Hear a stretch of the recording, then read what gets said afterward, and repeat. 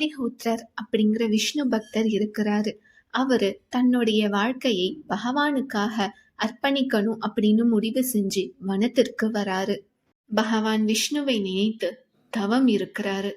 1 வருடம் எந்த ஒரு தடையும் இன்றி தவம் செய்து முடிக்கிறாரு.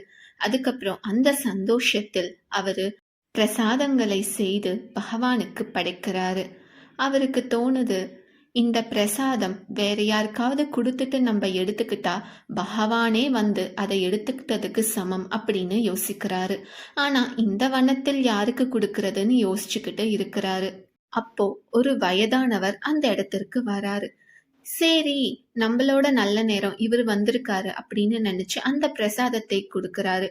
அவரும் சாப்பிட்றாரு. சாப்பிட்டதும் பாதி தீந்துடுது.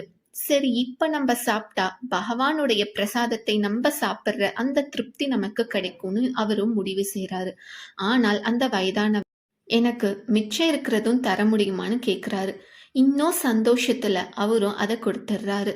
அதுக்கப்புறம் மறுபடியும் பழையபடி தவத்தில் ஈடுபடுறாரு. இன்னொரு வருஷம் இதே போல தவம் செய்து முடிக்கிறாரு. அப்பவும் அவருக்கு தோணுது, சரி போன தடவை மாதிரி இந்த தடவையும் நம்ம பிரசாதம் செஞ்சு படைக்கலாம் அப்படின்னு முடிவு செஞ்சு அதே போல செய்யறாரு. அதே போல யாராவது வருவாங்களா அப்படின்னு சொல்லிட்டு காத்துக்கிட்டே இருக்கிறாரு.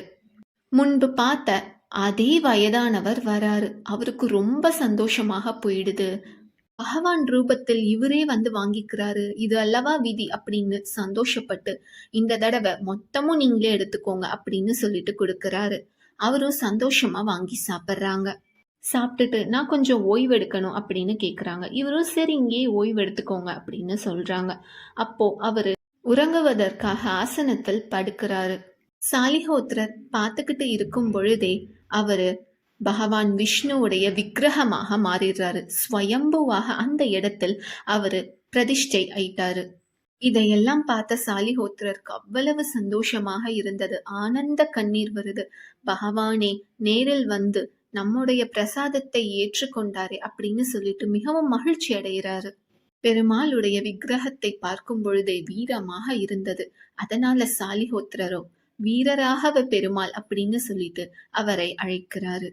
ஸ்வயம்புவாக தோன்றிய அந்த பெருமாள் இப்பொழுது திவ்ய தேசங்களுள் ஒருவரான திருவள்ளூர் வீரராகவ பெருமாள் தான்.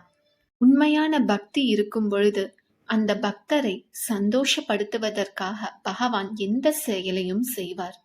நன்றி, வணக்கம்.